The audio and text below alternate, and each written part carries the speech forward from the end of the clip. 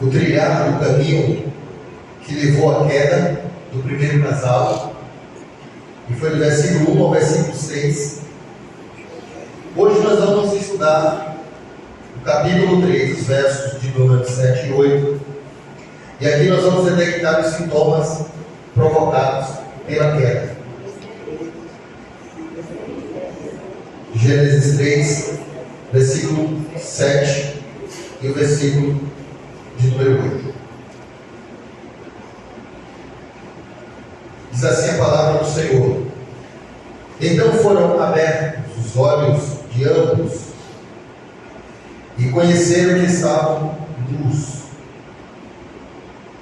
e coseram folhas de figueira e fizeram para si aventais. E ouviram a voz do Senhor Deus, que passeava no jardim pela viração do dia. E esconderam-se Adão e sua mulher da presença do Senhor Deus entre as árvores do jardim. Feche os seus olhos. Querido Deus e amado Pai, nós pedimos a Tua bênção para a reflexão do texto de Sua palavra, pedindo que o Senhor, ó Deus, ministre o nosso coração, para que sejamos edificados, fortalecidos por esta palavra poderosa. Alcança, meu Pai, os nossos corações essa noite. Nós pedimos isso na autoridade do nome do nosso Senhor e Salvador Jesus, aquele que vive e que reina para sempre. Amém. E graças a Deus. Meus irmãos, no sermão anterior, nós ensinamos à igreja como Satanás viu a grande oportunidade de corromper e destruir o que Deus havia construído. Na sua sagacidade maligna, Satanás tomou o corpo de uma serpente e se aproximou de Eva, a mulher de Adão, com astúcia e malícia, usando a serpente para destilar o seu veneno latinoso, mortal, que é o pecado. Mas, se você, por exemplo, ainda tem alguma dúvida sobre o que é pecado, eu lhes ajudo dizendo qual é o conceito bíblico de pecado. Pecado nada mais é do que a transgressão, ou se você quiser usar outra palavra, você pode usar a desobediência. Então, pecado é a transgressão ou a desobediência da lei moral de Deus. E isso é realizado por pensamentos, palavras, ações, desejos. Nós vimos também que o maior erro de Eva foi conversar com a serpente, conversar com o diabo, quando não deveria ter conversado e muito menos mantido por tanto tempo um diálogo aberto com o tentador, dando a ele tanta atenção. Embora, meus irmãos, os tempos tenham mudado, os métodos de Satanás permanecem os mesmos. O diabo continua mentindo, o diabo continua enganando de maneira bem mais sofisticada. Infelizmente, o diabo tem conseguido seduzir e enganar muita gente, principalmente pessoas cheias de emoções e vazias de fé racional.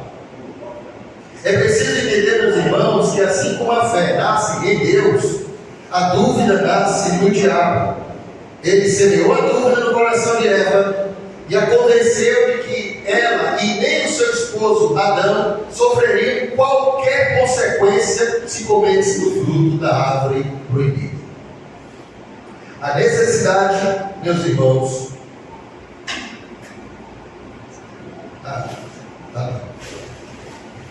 de crer em algo faz parte do seres humanos.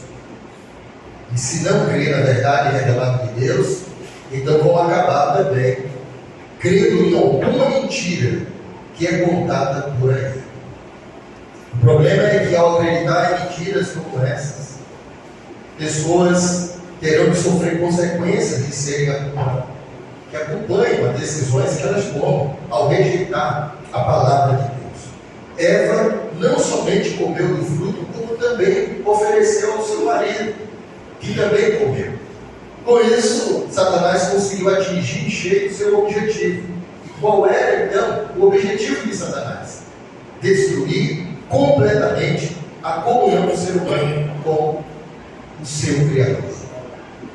Mas não foi só isso. O pecado, como uma doença contagiosa, atingiu todo o nosso ser. Razão, emoção e vontade. Bem como atingiu nosso corpo físico e nossa alma, trazendo sequelas gravíssimas para a vida, não somente de Adão e Eva, mas para toda a raça humana, cujo resultado nós vamos ver nesses versículos 7 e 8 aqui do capítulo 3. A pergunta, meus irmãos, que eu faço é: quais são os sintomas que a queda provocou em Adão e em Eva e consequentemente em todo ser humano que é sua descendência? Se você observar aqui o versículo de número 7, nós vamos encontrar o primeiro sintoma: a presença esmagadora da culpa no coração humano. O primeiro sintoma que a gente percebe aqui no verso 7 é a presença da culpa. Logo que Adão e Eva comeram do fruto proibido, seus olhos foram abertos e perceberam imediatamente que estavam nus. Não apenas, meus irmãos, no sentido de estarem sem roupas, mas no sentido de fraqueza, indefesos e humilhação. Seus olhos foram abertos não para ver o que esperavam, serem iguais a Deus, conforme o diabo havia prometido, mas seus olhos foram abertos para ver sua nudez, para perceber que havia caído numa armadilha tremenda, e cuja consequência era culpa, como herança maldita de sua escolha errada. A culpa, meus irmãos, e é interessante que a culpa é um sentimento de dor que esmaga a alma. É um sentimento horroroso que aparece quando avaliamos e reprovamos nossas ações. Para a psicologia, a culpa é baseada na frustração, ou, explicando melhor, ela está ligada à violação dos nossos valores, crença e moral. A raiz mais profunda da culpa advém do apego ao passado, uma triste, latente, uma tristeza triste, ou aliás, uma tristeza latente não superada por ter cometido algum erro indevido. Geralmente, irmãos, na prática, a culpa é expressada por palavras como: eu não deveria, por que eu fiz isso? E agora? O que foi que eu fiz? E agora, o que vou fazer? Então essas palavras, elas caracterizam o desespero da alma por ser bombardeada com a culpa. A base de sofrimento da culpa, irmãos, é a frustração em função da diferença que gera conflito entre o que não somos e a imagem de como pensamos que deveríamos ser. Não somos perfeitos, mas gostaríamos de ser. Com isso, a frustração aumenta quando descobrimos que a Bíblia categoricamente diz que todos nós, sem distinção, somos judicialmente culpados culpados diante de Deus, porque todos nós infringimos a lei da fé. Eita, Jesus, Começa lá em 1 João, capítulo 3, versículo 4. O culpado, para não ser confrontado, faz o quê? Foge. Ele vai tentar evitar o outro. E é por isso que se esconde. É assim que nós vemos que fazem os marginais. Eles cometem o crime e fogem. Comete o crime, se esconde. Ele fica indignado, teve coragem de tirar a vida de alguém, mas não tem coragem de encarar a justiça. Por isso, foge. Porque ele sabe que é culpado. E por isso, foge, se esconde. Se esconde. Se esconde. Eu quero destacar aqui que tanto Adão como Eva perderam a inocência e pela primeira vez, irmãos, percebem que o que eles fizeram tem um significado danoso. Pela primeira vez, eles perceberam o que significava pecado. Esse conhecimento não trouxe felicidade, mas tristeza, angústia e medo. Melhor seria se tivessem obedecido e crescido no conhecimento de Deus e sua vontade. Como optaram por desobedecer, experimentaram o peso esmagador da culpa. Mas não é só isso. O versículo 7 ainda diz que o segundo sintoma é a vergonha. Peso esmagador da vergonha. Logo que Adão e Eva perceberam a sua nudez, cozeram folhas de figueira para se vestir. Eu estava pensando, quando estava lendo esse texto, que acho que a primeira profissão que na verdade costura é uma arte. A primeira está aqui, ainda do Éden, que foi a profissão de costurar. Porque imediatamente eles deram um jeito de costurar com folhas de figueira roupa para vestir, para tampar a nudez. Então, as irmãs e os irmãos que costuram entendem que essa profissão é antiga, é mais antiga que cortar cabelo, porque eles fizeram algo interessante. Eles dizem que eles cozeram, a palavra cozer, costurar, eles costuraram folhas de figueira para vestir. E aí nós percebemos que em vez de serem iguais a Deus, caíram no estado de degradação, e em vez de alcançar um relacionamento mais profundo com Deus, pela promessa de se tornar iguais a Deus pela serpente, foram tomados de surpresa pela vergonha um do outro. Eu quero deixar claro, meus irmãos, que não foi a nudez que os deixou envergonhados. Porque antes de caírem, eles estavam nus e não se envergonhavam. Essa vergonha que eles estão sentindo é o fruto maldito do pecado. E é importante ressaltar também que o fruto proibido não é o sexo, como ensina a cultura popular de nosso país. Inclusive, tem algumas pessoas até crentes que dizem assim: o sexo é fruto do pecado. Mas não é. Eu quero dizer para você que o sexo é bom, o sexo é puro, o sexo é santo e deleitoso, inclusive ordenança divina, porque Deus ordenou a Adão e Eva a terem relações sexuais antes da queda. Gênesis 1:28. Então o sexo, meus irmãos, no casamento é uma ordenança divina. Está lá em 1 Coríntios, capítulo 7, versículo 5. E é claro que dentro desse texto, a única forma, a única maneira em que o casal eles se separam, sexualmente falando, é no momento do jejum e da oração em comum acordo. eles concordam em si, mas a Bíblia orienta que não deve ser por muito tempo, para que eles não sejam tentados. Então essa questão, por exemplo, do marido achar que vai fazer jejum de 45 dias, descer com uma mulher, olha, a mulher chega para lá, porque eu estou em jejum e oração, nesses 45 dias nós não podemos ficar juntos, não é possível.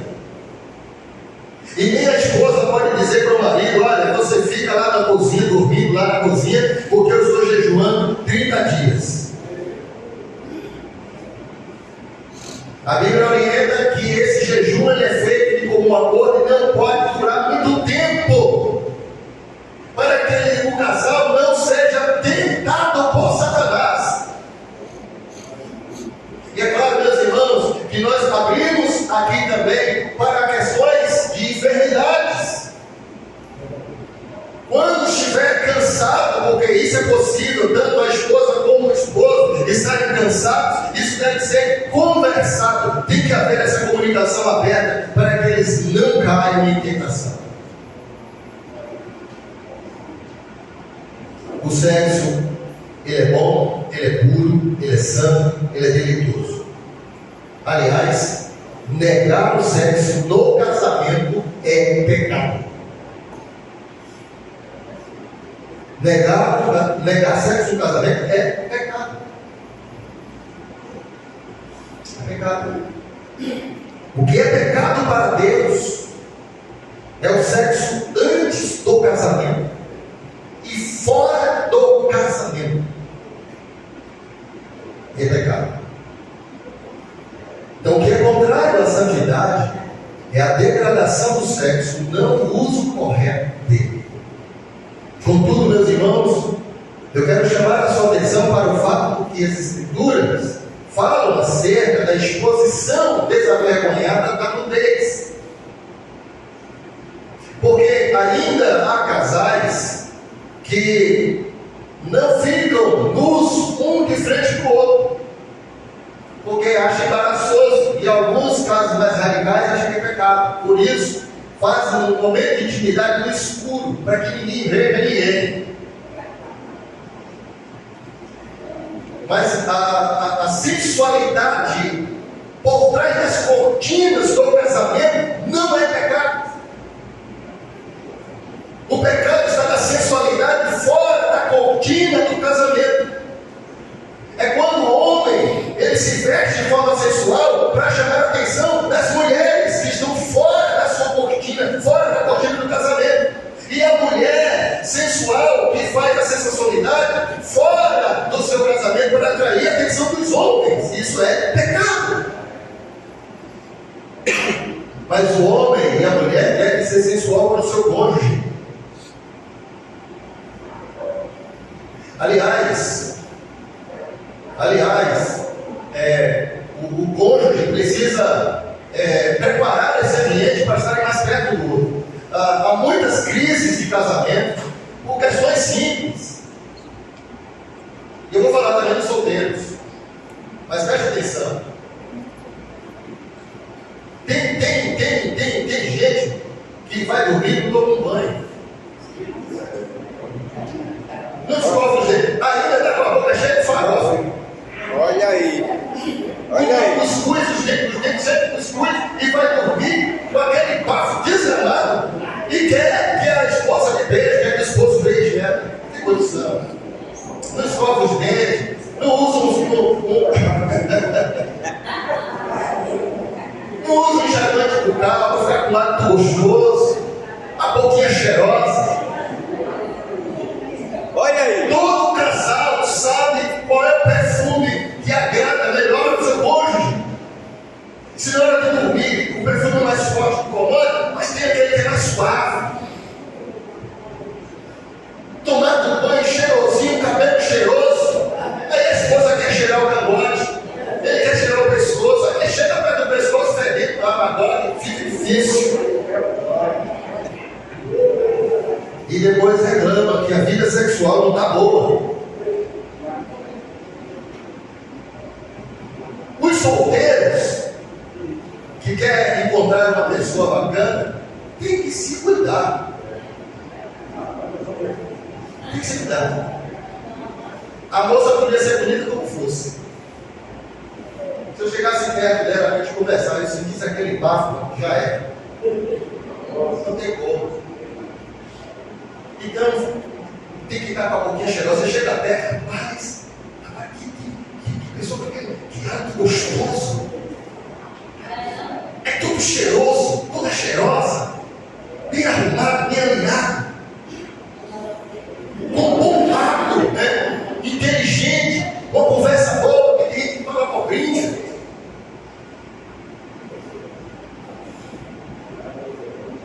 Tudo isso é importante.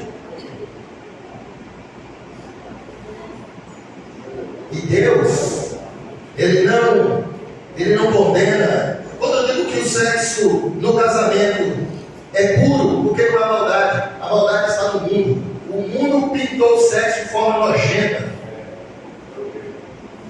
Olha aí. Ele é santo, porque Deus está presente no leito matrimonial. Não precisa ter vergonha. Eu vou apagar a luz para Deus não ver. Isso não existe. O sexo é bom, o sexo é puro, o sexo é santo, o sexo é deleitoso. Ele tem que ser feito no casamento, porque é uma ordenança de Deus. Agora, meus irmãos, o que me chama a atenção é que as Escrituras, quando vai expor a questão da nudez desavergonhada, então nós olhamos para o texto e ele nos mostra como isso é perigoso. Primeiro, a nudez desavergonhada está associada à idolatria. Êxodo capítulo 32, versículo 25, diz que essa idolatria pelo corpo é pecado.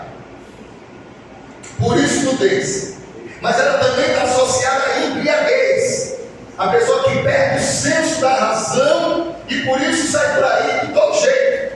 Foi o caso que aconteceu com Noé. Depois que ele saiu da arca e encheu a cara de vinho, arrancou a roupa e ficou pelado. O filho viu, achou engraçado, aí recebeu uma maldição e aí foi uma confusão muito grande. Abacuque 3,15 vai falar sobre isso. Mas também a exposição do corpo nu é uma possessão demoníaca. Segundo Lucas capítulo 8, versos 26 a 39 e Atos 19. Então eu quero que vocês entendam que a marca de uma sociedade decadente, à beira da destruição, é o hábito de expor o corpo nu do ser humano, a fim de transformá-lo em objeto de prazer, quer por pessoas, quer em figuras, quer em filmes, novelas, teatro e assim vai. A pornografia, meus irmãos, é um grande negócio na sociedade de hoje, principalmente na sociedade brasileira. Você sabia que o Brasil é o segundo maior país em acesso à pornografia no mundo, só perde para os Estados Unidos.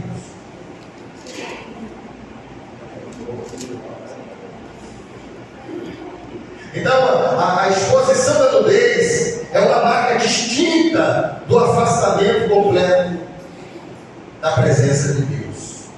E por que eu vos digo isso? Porque ao comerem o fruto proibido, Adão e Eva, em vez de se aproximarem de Deus, passaram a ter medo dele. O que prova que o pecado não passa de uma fraude. Adão e Eva tentaram se esconder de Deus, fugindo dele, e tentaram esconder a sua nudez um do outro atrás das folhas de figueira. Então o pecado, meus irmãos, faz com que nós nos envergonhemos de nós mesmos. Deus nos deu um juiz interior chamado consciência, que nos acusa quando fazemos algo de errado e aprova quando fazemos algo correto. Contudo, o pecado pode danificar a consciência. Ele pode danificar. A Bíblia chama isso de má consciência, em Hebreus 10, 22, e chama de consciência cauterizada, em 1 Timóteo 4, 2, que não funciona como deveria funcionar. Quando as pessoas não se envergonham mais de seus pecados, isso é um claro indício, meus irmãos, de que seu caráter está praticamente extinto. As pessoas serão envergonhadas porque cometeram abominação, mas elas não vão sentir vergonha disso, porque já não sabem mais o que é envergonhar-se. Os pecados que costumavam ser cometidos ocultos pela escuridão, agora são exibidos abertamente em filmes. Você assiste um filme policiano, né? Você assiste um programa com o controle na mão, vigilante. Tudo tem que ser vigilante. As novelas, teatro. E quando as pessoas protestam sobre isso, elas são chamadas de puritanas, elas são chamadas de moralistas, elas são chamadas de santarronas. Mas mesmo que o pecado, meus irmãos, tenha evoluído para a prática da aceitação geral, jamais deixará de trazer vergonha e dor ao ser humano vencido pelo pecado. O pecado sempre vai trazer vergonha.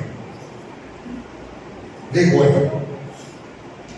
E em último lugar, versículo 8, nós temos aqui o terceiro sintoma, que é o medo. E não é o medo comum, é o medo apavorante de Deus. Quando Adão e Eva escutaram a voz de Deus, esconderam-se por entre as árvores do jardim. Essa atitude nos mostra que a presença de Deus não era mais deleite, nem desejo deles. Porque a presença de Deus agora era o seu terror. O medo de Deus substituiu a alegria que eles tinham em Deus. E aí eu afirmo, meus irmãos, que é impossível ter comunhão com Deus e ao mesmo tempo viver no pecado.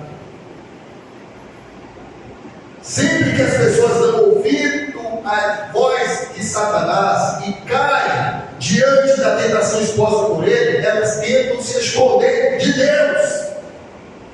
Assaltados pela culpa e tomados pelo medo, as pessoas buscam uma rota de fuga para fugir da presença de Deus. O pecado, entretanto, não apenas torna o ser humano rebelde, mas também tolo. Como esconder daquele que é onipresente? Como fugir da presença daquele que está em toda parte, tudo vê? O que adianta ficar entre as árvores, meus irmãos, se para Deus luz e trevas são a mesma coisa? É impossível fugir da presença de Deus. É impossível. É impossível. O Salmo 39, verso 7 e 12, descreve bem isso. Inclusive tem uma música, né, que acho que o pastor Fausto que fez, né? Para onde irei do teu Espírito? Ou para onde fugirei da tua presença? Se ao céu tu aí estás, se fizer o inferno a minha cama, eis que tu ali estás também. Se tomar as asas da alva, se habitar nas extremidades do mar, até ali a tua mão me guiará e a tua destra me susterá. Se disser de certo que as trevas me encobrirão, então a noite será luz à roda de mim. O salmista diz: nem ainda as trevas me escondem de ti, mas a noite resplandece como o dia. As trevas e a luz são para ti a mesma coisa. Eita, aleluia. Não há como fugir da presença de Deus. Eita, glória a Deus. Não há como se esconder de Deus. E eu estava vendo no jornal, e uma jornalista argentina, que foi roubada no Catar. O ladrão chegou e vacunou a bolsa dela, e tirou alguma coisa e levou. Aí ela foi na delegacia prestar queixa. Quando ela chegou na delegacia, o delegado disse para ela assim: daqui a alguns minutos prenderemos o ladrão. O que a senhora quer que a gente faça com ele? A senhora quer que a gente prenda por 5 anos? Quer que a gente deporte ele? O que a senhora quer? Porque daqui a pouco ele está preso. Aí ela ficou assim: daqui a pouco? Por que como? Ele disse: porque aqui ninguém consegue se esconder. Aqui ninguém se esconde. Nós temos câmeras de alta definição em todo o Catar. Aqui ninguém consegue se esconder. E eu fiquei pensando, o Catar é um negocinho desse tamanho, mas o nosso Deus, Ele vê tudo nos 4 cantos deste planeta. Ninguém consegue se esconder de Deus neste planeta. Nós temos mais de 7 bilhões de pessoas. Não adianta você se esconder no meio da multidão. No meio de 7 bilhões, Deus me vê. Ele encontra você. Ele acha você. Então, meus irmãos, nós não podemos fugir da presença de Deus. Nós não podemos se esconder de Deus. Adão e Eva tentaram fazer isso, mas eles não deveriam ter feito isso. Eles deveriam ter corrido ao encontro do Senhor. Eles deveriam ter confessado o seu pecado. Eles deveriam ter pedido humildemente o seu perdão. Mas em vez disso, eles se esconderam de Deus. Mas Deus precisou encontrá-los. Deus foi ao encontro deles. Um certo evangelista disse que os pecadores não são capazes de encontrar a Deus, pelo mesmo motivo que os criminosos não são capazes de encontrar o policial depois do crime. É o Pai, o nosso Criador, que vai à procura do homem e da mulher que Ele criou a sua própria imagem. Quando Jesus ministrou aqui na terra, irmãos, Ele disse: porque o Filho do Homem veio buscar e salvar o perdido. Lucas 19:10.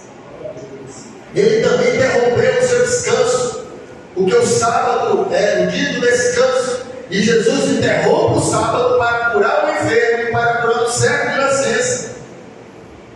E aí eu entendo, meus irmãos, que apesar de toda a tragédia que o pecado fez à humanidade, Deus não desistiu dela.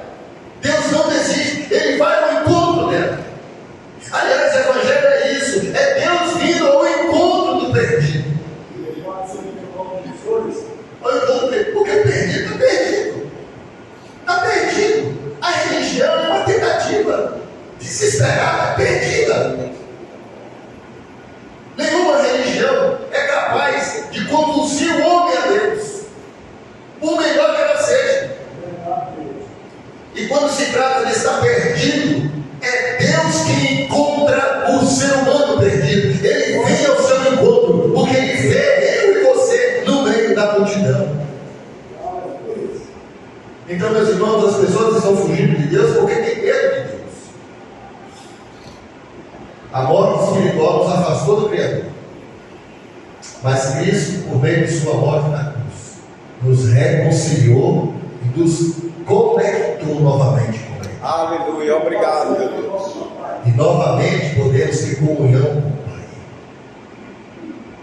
E se hoje pecarmos contra o Senhor, não precisamos mais fugir e nem nos esconder, porque por causa de Cristo e do seu sacrifício perfeito no Calvário, o Senhor está sempre pronto a nos Aleluia. perdoar Obrigado, meu Deus. e a nos renovar.